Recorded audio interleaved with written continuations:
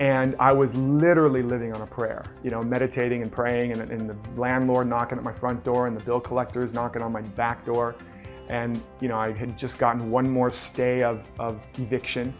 And I'll be honest, I was pretty pissed off at God. I was like, how did all the work I've done again get me here, sitting in my faux leather chair in lotus position, barely able to pay for my 19-cent boxes of macaroni and cheese? Like, what gives here?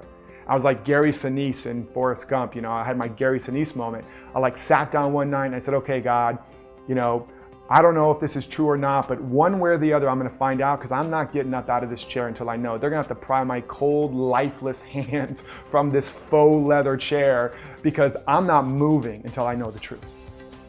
I'm like, bring it on, God, like Gary Sinise on the top of the sail. And I sat there and I meditated and I prayed, and daylight turned to dusk and the crickets came out for their nightly chorus.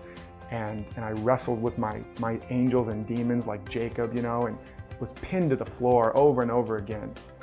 And then at one point in the middle of the night, all of a sudden this voice came to me, or some energy, and it basically said, you made your bank account, your savings account, your source. And whenever you make anything outside of me, your source, the universe is set up to betray you. And it was like literally, it's like basically like, thou shalt have no other gods before me, and I half expected to turn around and see Moses standing there, looking a lot like Charlton Heston, holding a big tablet.